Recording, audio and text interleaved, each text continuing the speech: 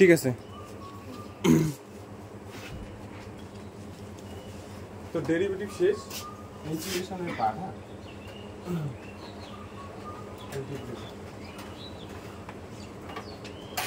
তো সমাকল না দুই ধরনের। আগের দিন এটা বলি না, একটা হলো ইনডিফিনিট ইন্টিগ্রেশন বা ইন্টিগ্রালও বলে অনেক সময়, আর একটা হলো ডেফিনিট, ডেফিনাইটও অনেক সময় বলে।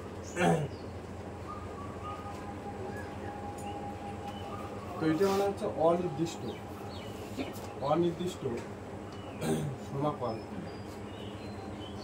আর এটা হলো নির্দিষ্ট সমাকল। সমাকল কিন্তু দুই ধরনের।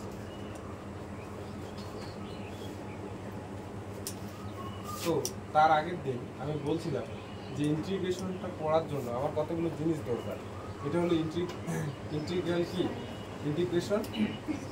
ইন্টিগ্রেশন সাইন, আর এফেক্ট যে একটা ফাংশনকে আমরা ডেরিভেটিভ ইন্টিগ্রেশন করবো এটাকে বলা হচ্ছে ইন্টিগ্রাল। আর বলছিলাম যদি এটা ফাংশনটা এফএক্স এর হয় তাহলে এখানে অপারেটর কি ডিএক্স হবে, তাহলে এটাকে বলছিলাম variable of the integration, variable of the integration. এবার ইন্টিগ্রেশনের ডেফিনেশনটা আমি কি দিছিলাম, তো দেখো ইন্টিগ্রেশন দুই রকম বললাম, একটা হলো ইনডিফিনিট আর একটা হলো ডেফিনিট বা তো এটা হচ্ছে অনির্দিষ্ট সমাকল বা হচ্ছে নির্দিষ্ট সমাকল। অনির্দিষ্ট সমাকলগুলো কোনগুলো, যেগুলো ধরে নাও আপার লিমিট লোয়ার লিমিট থাকবে না, আপার লিমিট লোয়ার লিমিট থাকবে না। আর ফিজিক্সে দেখবে তোমরা যে ইন্টিগ্রেশন ব্যবহার করছো ওখানে দেখবে যে আপার লিমিট লোয়ার লিমিট ছিল না। তাহলে এই দুইটার মধ্যে তফাৎ কোথায়, এটা বলছে এখানে অনেক সময় দেখবে যে ডিসপ্লেসমেন্ট, ভলিউম, এরিয়া বের করার জন্য কিন্তু এই ধরনের ইন্টিগ্রেশনগুলো বোঝা গেছে। এটা পরে আছে সেক্টরটা, এরিয়া বের করার জন্য, ভলিউম, ডিসপ্লেসমেন্ট এগুলো বের করার জন্য এই ধরনের ইন্টিগ্রেশন লাগে। আর অনির্দিষ্ট সমাকল কি বলছে যে অ্যান্টি ডেরিভেটিভের উল্টাটা। যা আমরা এতদিন যাবত ডেরিভেটিভটা কি আসে, কোনো একটা y = fx ফাংশন ছিল, তখন আমি dy dx কি বের করছিলাম, মানে তো dy dx কত হতো f ডাইরেক্ট, ধরে নাও fx টা হলো x, তাহলে dy dx কত হলো 1। অ্যান্টি ডেরিভেটিভ মানে হচ্ছে ধরে নাও তুমি ডেরিভেটিভ জানো, তাহলে ডেরিভেটিভ জানো, তাহলে y = fx ফাংশনটা কি ইন্টিগ্রেশন, এই ইনডিফিনিট ইন্টিগ্রালের উদ্দেশ্য হলো তুমি ডেরিভেটিভ জানো কোন ফাংশন থেকে আসছে সেটা খোঁজা। আমরা কি ছিল আগে যে y ধরে নাও x আছে, dy dx কত হলো 1, তাহলে আমার y fx ফাংশনটা খোঁজা হলো ইন্টিগ্রেশনের কাজ, ইনডিফিনিট। হ্যাঁ, সেজন্য ডেফিনেশনটা বলছে যে anti derivative of the differentiation অথবা inverse operation of the derivative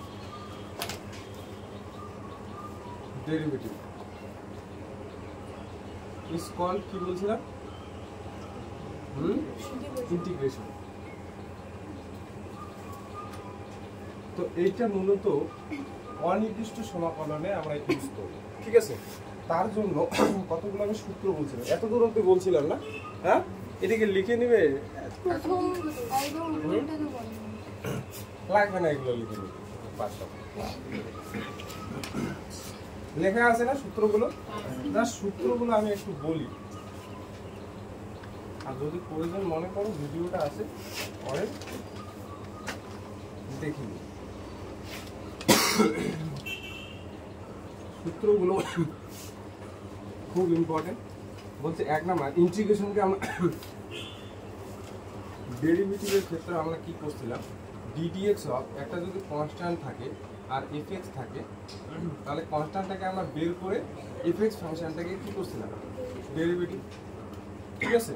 তো এইখানেও তাই, ধরে নাও a একটা কনস্ট্যান্ট, fx হলো একটা ফাংশন, তাহলে এখানে আছে dx, তাহলে বলছে কনস্ট্যান্টটাকে বের করে আমরা fx ফাংশনটাকে কি করব ইন্টিগ্রেশন। কনস্ট্যান্ট ফাংশনটাকে বের করে দিতে হবে। 2 নম্বর বলছে যে fx ফাংশন আর gx ফাংশনের যোগ যদি থাকে, দুইটা ফাংশনের যোগ যদি থাকে অথবা বিয়োগ যদি থাকে, তার ইন্টিগ্রেশন যদি বের করতে বলে তাহলে বলছে তুমি আলাদা আলাদা করে ফাংশনটাকে যোগ অথবা বিয়োগ করে ইন্টিগ্রেশন করতে পারো। বোঝা গেছে? দুইটা ফাংশন আলাদা আলাদা যদি থাকে। এবার x to the power n এর dx সূত্রটা কি বলছিলাম? x to the power n plus 1 by হচ্ছে n প্লাস 1 প্লাস c। সবসময় বলছিলাম যে ইন্টিগ্রেশন করার পর আমরা একটা কি দেব? কনস্ট্যান্ট অ্যাড করব। আর c হলো ইন্টিগ্রেশন ফ্যাক্টর কনস্ট্যান্ট বা সমাকল ধ্রুবক, আইসি লিখছিলাম। হ্যাঁ, 4 নাম্বার হলো 1 এর ইন্টিগ্রেশন কি হবে? x plus c।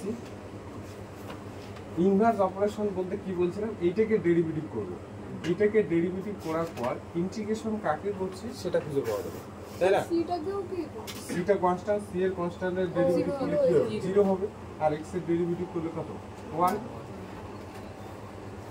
এরপরে আমাদের সূত্র ছিল e to the power mx।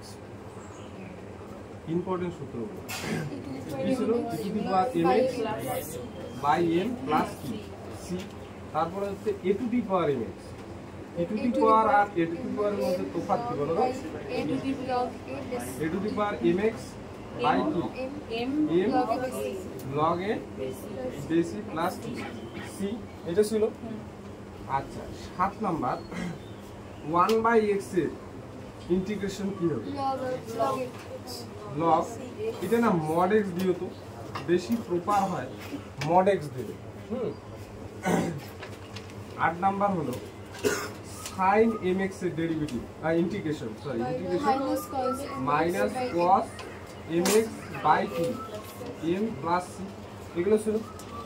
তারপরে 9 নাম্বার cos mx dx উল্টাটা হয়, ডেরিভেটিভের উল্টাটা sin mx বাই হচ্ছে কত? m plus c। 10 নাম্বার একটা হলো sec স্কয়ার mx কি ছিল? tan ইনভার্স ও tan mx বাই হচ্ছে m প্লাস c। আর একটা স্কয়ারের ইন্টিগ্রেশন ছিল cos square mx dx minus cot mx by m plus c। তারপরে হচ্ছে sec mx tan mx, তাই না? sec mx বাই হচ্ছে m প্লাস c। তারপরে হচ্ছে cot ছিল cot আর cosec, তাই না? cot আর cosec এর ছিল কি ছিল? Minus cosec mx by m plus c। আর কি ছিল বলতো? এগুলোই তো ছিল মনে হয়। মোটামুটি আর কি কি বাকি আছে বলতো?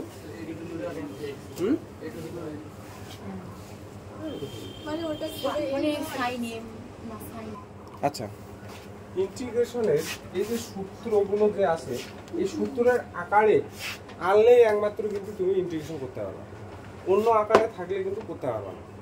বোঝা গেছে? একদম এইরকম প্রপার আকার আনতে হবে, তাহলেই পারবা, অন্য আকারে কিন্তু পারা যাবে না। আচ্ছা, বের করো তো এমসিকিউ গুলো। দেখো, ও এখানে না আমার একটা জিনিস বলা আছে, এনটার ভ্যালু কি হবে না, সেদিন বলছিলাম তো -1। এন এর ভ্যালু কি হবে না? -1 হবে। হ্যাঁ, এন এর ভ্যালু -1 হবে। তো দেখো এমসিকিউ, হ্যাঁ, 1 নাম্বারটা কি বলছে? এন যে কোনো নির্দিষ্ট ধ্রুবক হলে x to the power m dx কোন সূত্রটা হবে? C number. সি নাম্বারটা হবে না বি নাম্বারটা হবে? দেখো তো, সি হবে। হ্যাঁ, বুঝতে পারছো? এইবার দেখো 2 নাম্বারটা। একটু তফাৎ আছে, দেখো বি আর সি এর মধ্যে একটু তফাৎ আছে না? এইবার দেখো 2 নাম্বারটা, x এর সাপেক্ষে একটি ধ্রুবক k এর সমাকল কত হবে?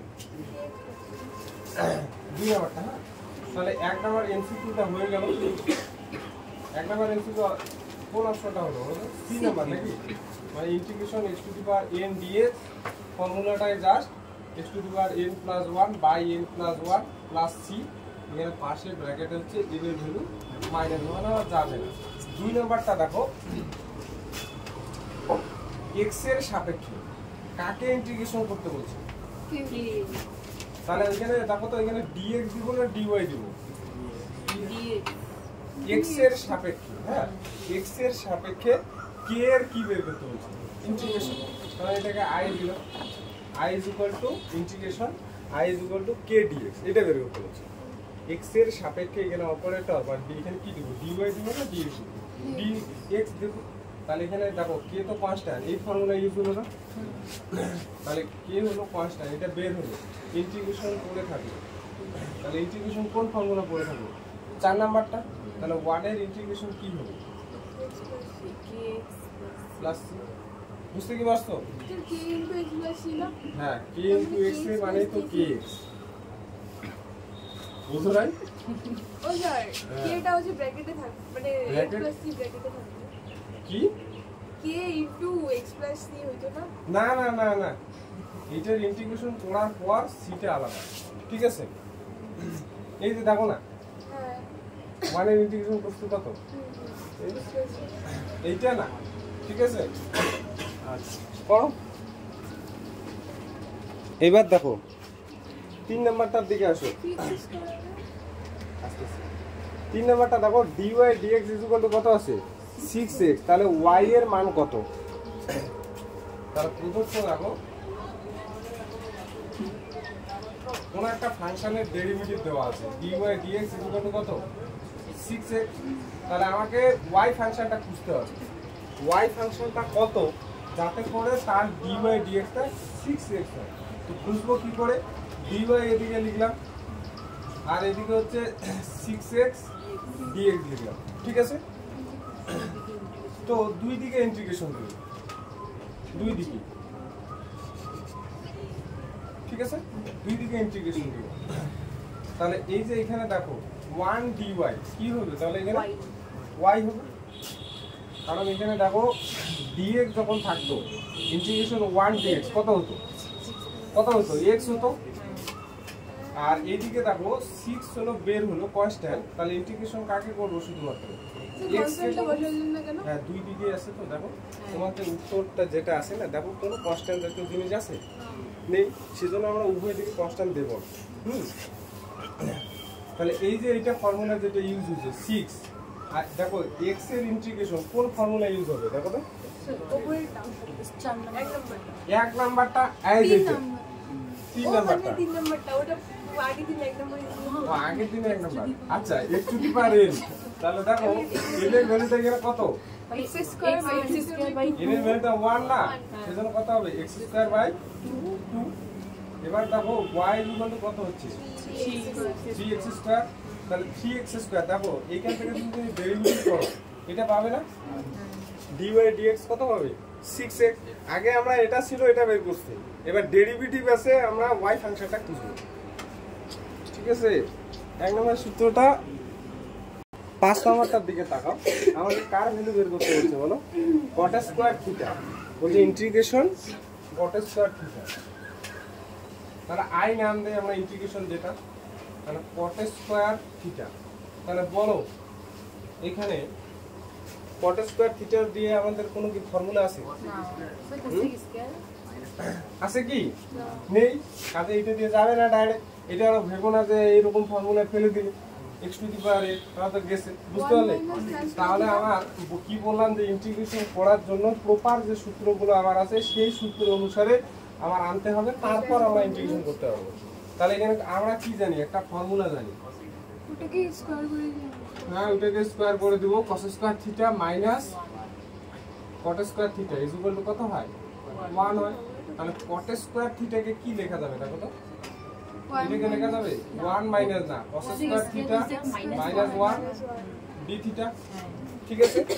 তাহলে এটা আমরা এই যে একটা দেখো fx ফাংশন, একটা হলো কি gx ফাংশন, তাহলে এখানে f থিটা ফাংশন হলো এটা আর g থিটা ফাংশন হলো 1। তাহলে এটাকে আমি সেপারেট করি, আলাদা করি, আলাদা করলে কি দাঁড়ায়? Cos square theta D theta minus 1 নাকি ডি থিটা। তাহলে কোস স্কয়ার থিটা এর ইন্টিগ্রেশন দেখো, এই যে 11 নম্বর ফর্মুলা, এখানে m বলতে কত? এখানে m হচ্ছে 1, তাহলে বলো কোস স্কয়ার থিটা ইন্টিগ্রেশন কত হবে? মাইনাস cot থিটা, আর 1 এর ইন্টিগ্রেশন থিটা x না, এখানে d থিটা অপারেটর দেখছো, একটা কি হবে c ফর তো থিটা ইন্টিগ্রেশন। সি এর সামনে মাইনাস হলো না কেন? না তুমি মাইনাস দিতে পারো, ঠিক আছে, কনস্ট্যান্ট তো মাইনাসও দিতে পারো প্লাসও দিতে পারো, ঠিক আছে।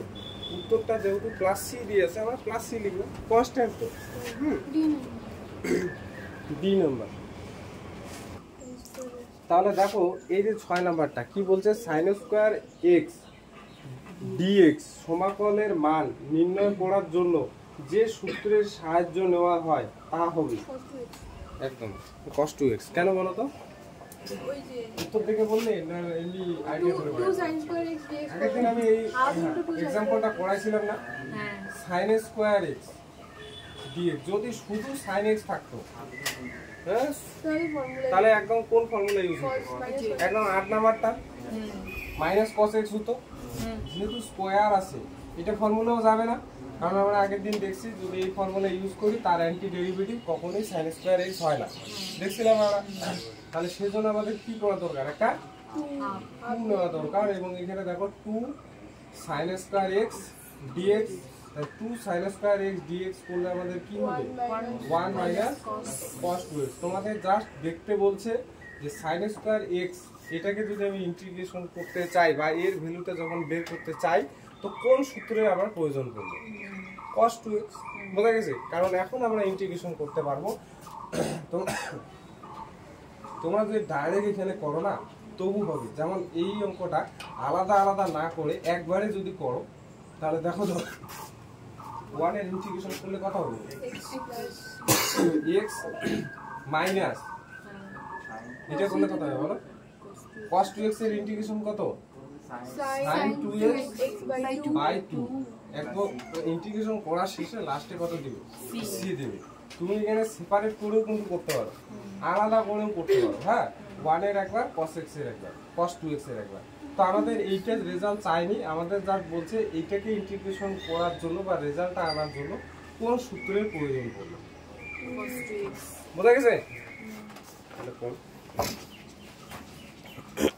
7 নাম্বারটা দেখো, sin x ডিগ্রি dx, হ্যাঁ 7 নাম্বারটা ইন্টিগ্রেশন আমরা করব sin x ডিগ্রি। আচ্ছা যদি শুধু x থাকতো তাহলে তো কোনো সমস্যা নেই, আর x ডিগ্রি আছে জন্য একটু সমস্যা। তাহলে x ডিগ্রির আমরা কোনো ইন্টিগ্রেশনের সূত্র জানি না। তোমাদের মনে আছে 11 এ বলছিলাম x degree pi by x by 180, এটাকে x ডিগ্রি, তাই না, dx। জানি তো এটা। কি হলো স্যার? আমার একটা অঙ্ক ছিল, স্কিপ করছিলেন।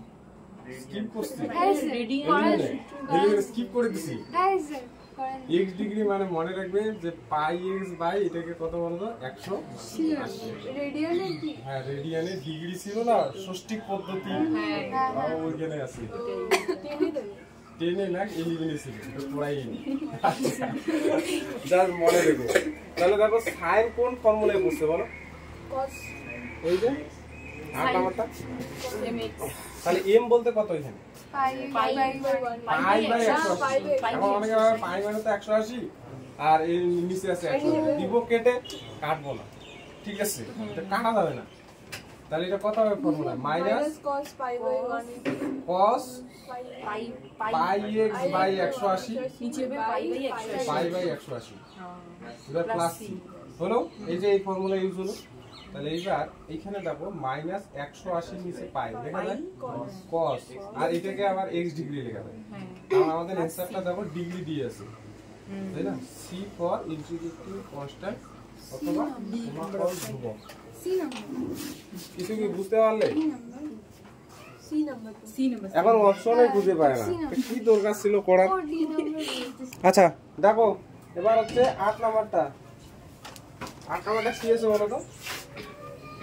2 টু দি পাওয়ার ইন্টিগ্রেশনটা বের করতে হচ্ছে 2 টু দি পাওয়ার 3x বলো কোনটা ফর্মুলা গেছে ফর্মুলা a to the ভালো power অঙ্ক বলো এখানে m কত 3 a বলতে এখানে 2 তাই তো ফর্মুলা হচ্ছে 2 to the power 3x 2 to the power 3x by 3 3x log a base log 2 2 by 2 ac base plus 6 শেষ आंसर বুঝতে পারলে এই যে ইন্টিগ্রেশনের মজা হলো সূত্র জানলে অঙ্ক শেষ 9 নাম্বারটা বলো তো কি আছে ইন্টিগ্রেশন 9 নাম্বারটা বলো তো অর্থাৎ দিয়ে দিব এখন e to গুণ the করে power 5 e to the log power 3x সামনে বসে চুপচাপ e to the power 5 log x dx 5 log x 5 log x dx ঠিক আছে এখানে দেখো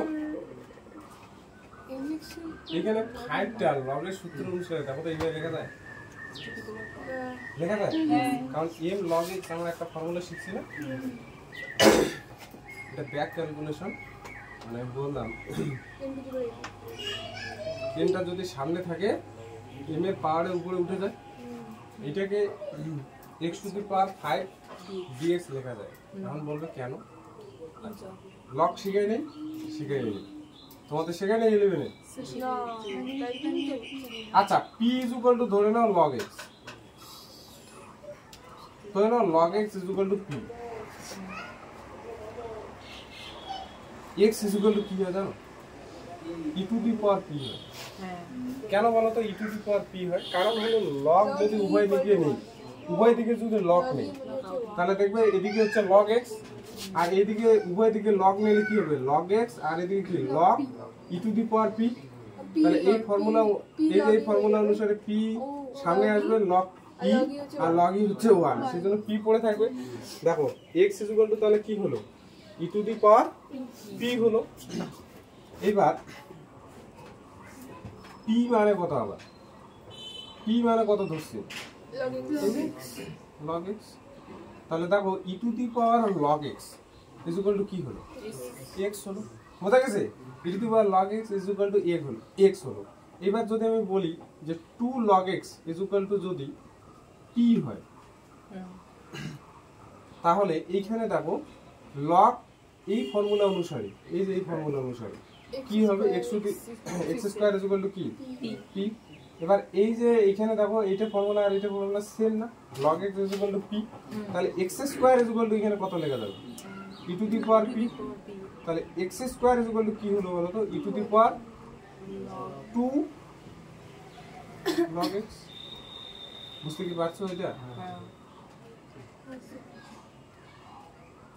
বুঝতে পারলে বুঝো না একবার কি ধরছে log x p তাহলে x কি পাচ্ছি e to the power p কারণ উভয় দিকে log নিলে আমি উপরে ফর্মুলাটা পাবো তাহলে x কি পাচ্ছি p কত ধরছি log x তার মানে e to the power log x কোথাও যদি লেখা থাকে তাহলে আমি সরাসরি এটাকে কত লিখতে পারি x লিখতে পারি এবার কোথাও 2 log x p আছে ধরে নাও 2 log x p আছে এবার তাহলে এখানে এই ফর্মুলা অনুসারে তাহলে log x স্কয়ার p লেখা যায় তাহলে x square e to the power p লেখা যাবে কারণ x এই যে log x p যদি থাকে x কি লেখা গেল e to the power p আর x স্কয়ার কি লেখা গেল e to the power p তাহলে এখান থেকে x স্কয়ার কি 2 log x লেখা গেল এইবার এখানে যদি 2 থাকে এখানে যদি 2 থাকে তাহলে এখানে কত হচ্ছে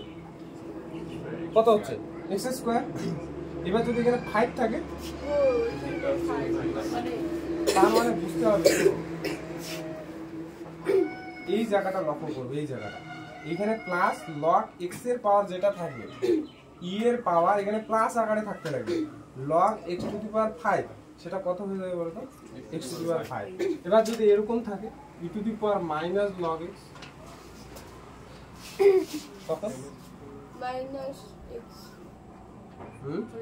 e টু দি পাওয়ার এই যে -1 কে দেখো তো এইভাবে লেখা যাবে log x টু দি পাওয়ার -1 লেখা যাবে তাহলে আমি কি বললাম যে e এর power plus log x to the power যেটা থাকবে সেটাই এখানে ইন্টিগ্রেশন x ইনভার্স dx তাহলে x ইনভার্স মানে হচ্ছে 1/x log x তখন এটা কি হতো log mod x বুঝতে পারছো তাহলে ই এর পাওয়ার সবসময় প্লাস আকারে রাখতে লাগবে, তারপর লগের যেটা থাকবে সেইটাই এখানে ইন্টিগ্রেশন হয়ে যাবে।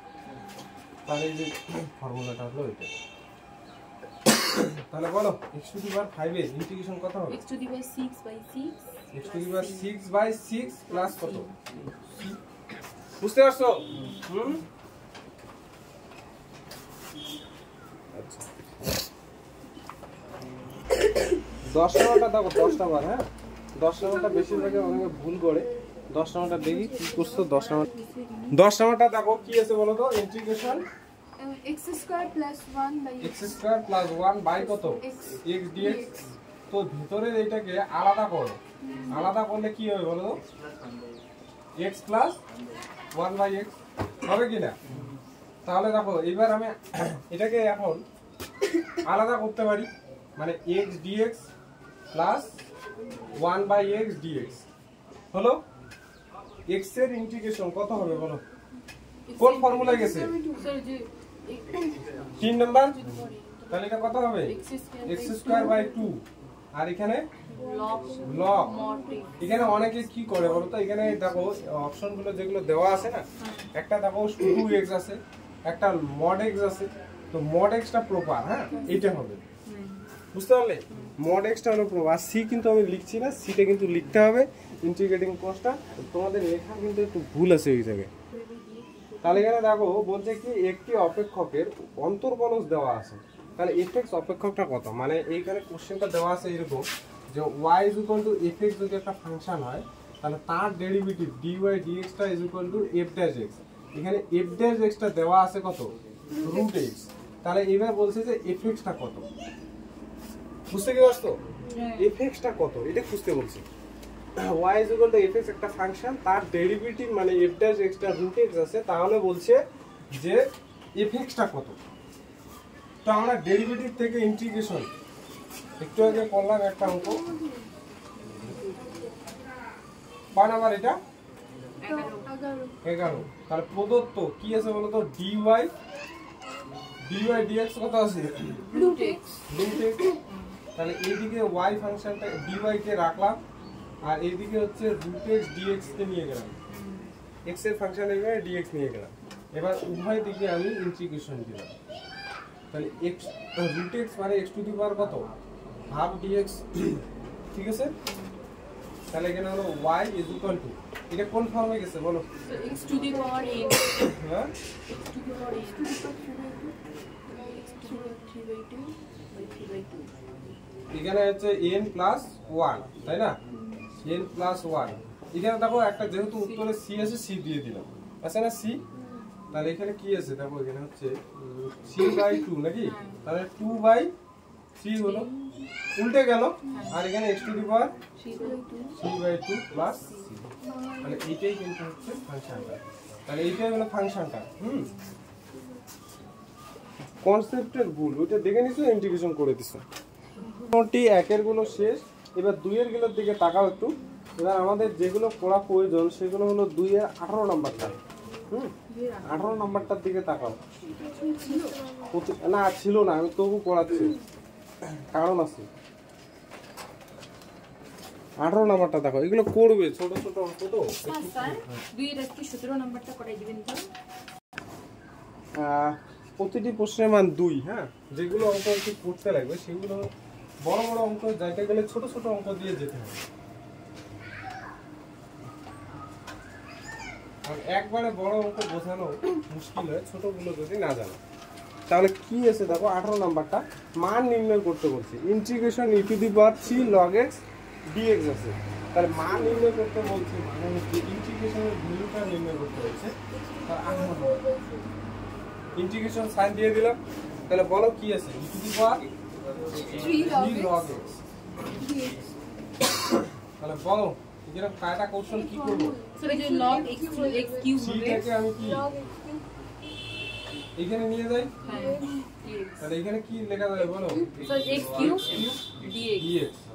x কিউবের integration x to the power 4/4 by 4 plus একই রকম টাইপের আগে অঙ্ক করেছিলাম, তবু আমি করে দিলাম। কারণ আছে একটাই।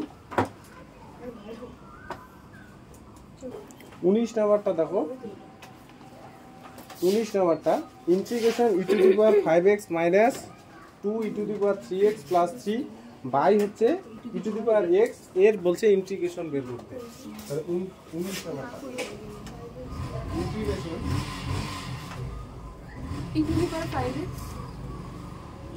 e to the power 5x minus minus 2 e to the power 3x 2 e to the power 3x plus 3 plus 3 by e to the power by e x to the power x। তাহলে আমি কি বললাম integration করার জন্য প্রকার সূত্রে না হলে তুমি করতে পারবে। separate করব। তাহলে এখানে আলাদা করে দিয়ে একবারে ভাগ,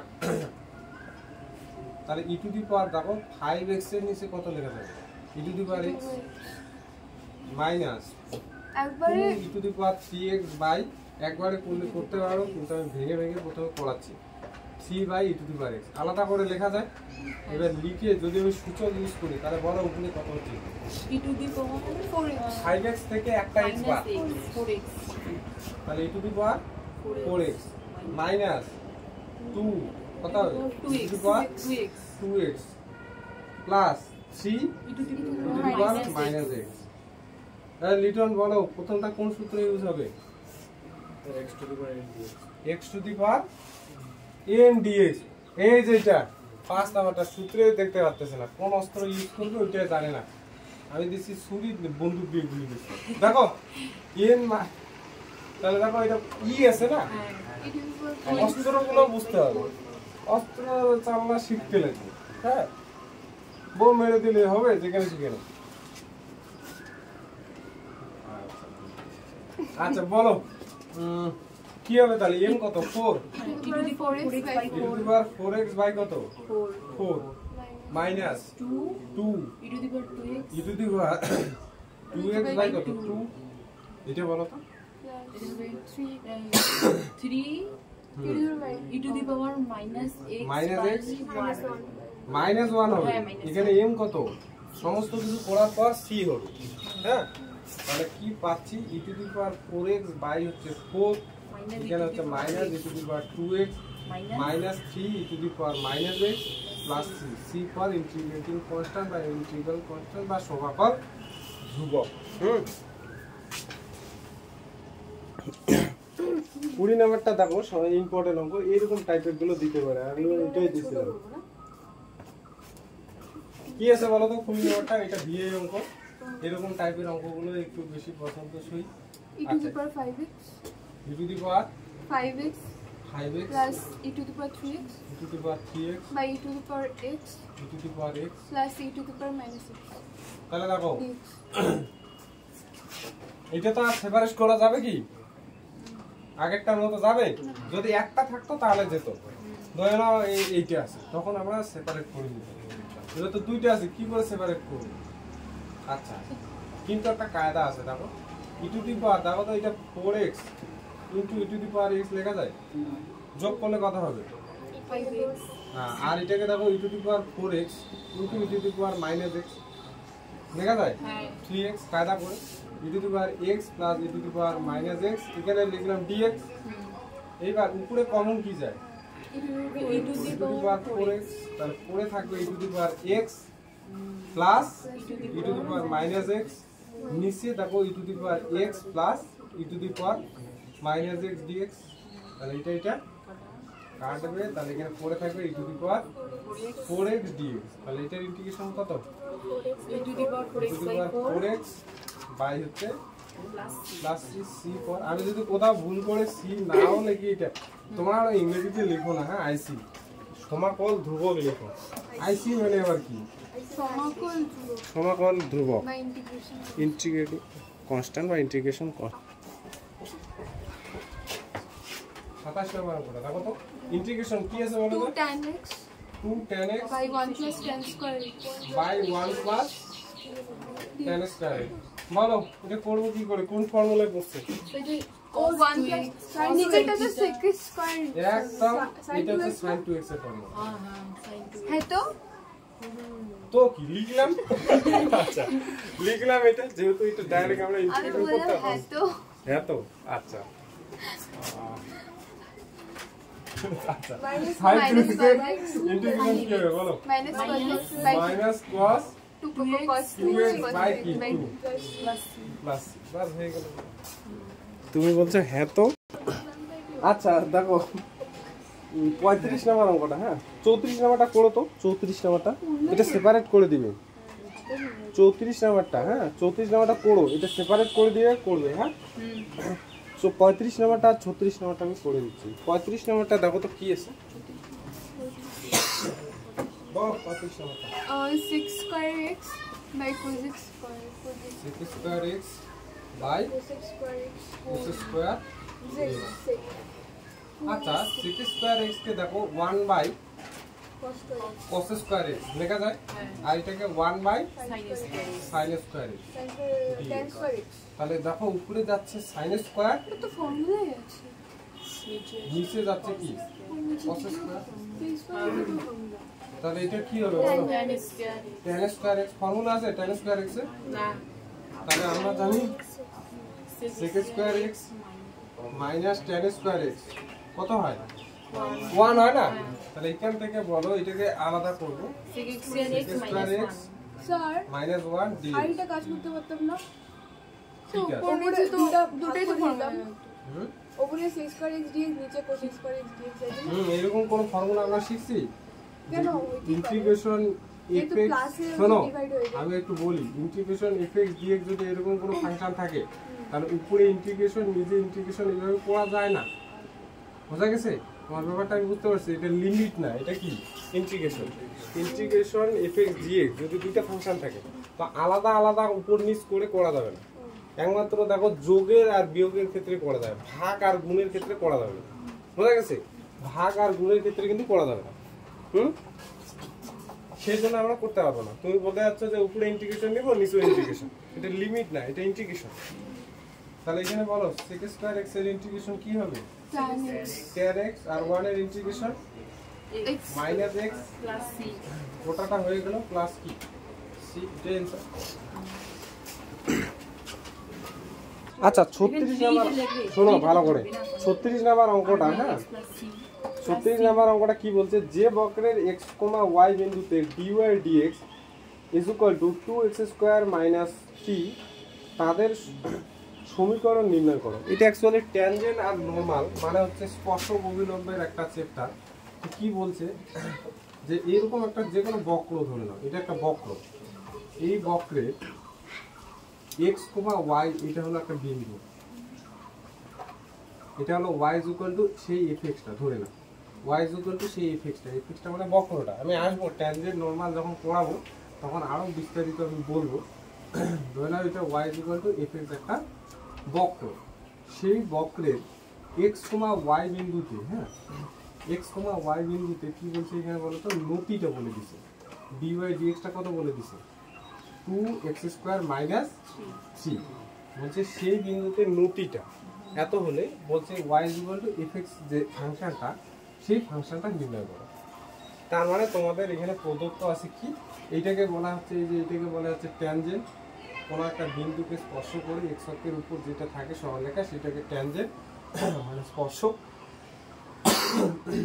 আর এটাকে বলা হচ্ছে অভিলম্ব। ওগুলো আমি পরে আসতেছি।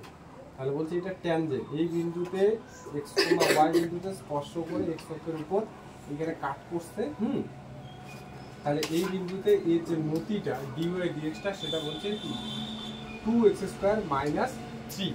তাহলে বলছে y is equal to fx ফাংশনটা কত। তো তোমাদের অত কিছু না জানলেও হবে, আপাতত এখানে প্রদত্ত কি আছে dy dx। তাহলে কোনো ফাংশনের ডেরিভেটিভ যদি দেওয়া থাকে সেই ফাংশনটা আমরা নির্ণয় করব কি করে, ইন্টিগ্রেশন করে। আমরা হ্যাঁ ইন্টিগ্রেশন করি, তাহলে এখানে কি করব dy আর এদিকে হচ্ছে 2x স্কয়ার মাইনাস 3 আর এদিকে কত dx, উভয় দিকে আমরা কি করব ইন্টিগ্রেশন দেব, উভয় দিকে 2x স্কয়ার মাইনাস 3 এদিকে কত dx। তাহলে y এখানে কত হবে বলো, y আর এখানে দেখো তো 2 তো কনস্ট্যান্ট বের হলো, x স্কয়ার এর ইন্টিগ্রেশন কত x কিউব বাই কত 3 আর মাইনাস 3 তো বের হলো, তাহলে 1 এর ইন্টিগ্রেশন কত x প্লাস c। তাহলে এই যে এইটা হলো fx ফাংশন, তাহলে এটা হলো fx ফাংশনটা, সেই fx ফাংশনে x, y বিন্দুতে সেই ফাংশনটার নতি, এটাকে নতি বলে, বা প্রবণতা। dy dx কি নতি কি dy dx হিসাবে হ্যাঁ হ্যাঁ, নতি বা প্রবণতা, ওইটা আমরা দেখবে যে সরলরেখা করছিলেন, এম নাম দিছিলাম, মনে আছে? এম ফর হ্যাঁ mx plus c mx plus C না, ওইটা একটা সরলরেখা। এমটা ছিল হচ্ছে প্রবণতা আর নতি, এরকম বলছিলাম। সেই এমটাই হলো dy dx।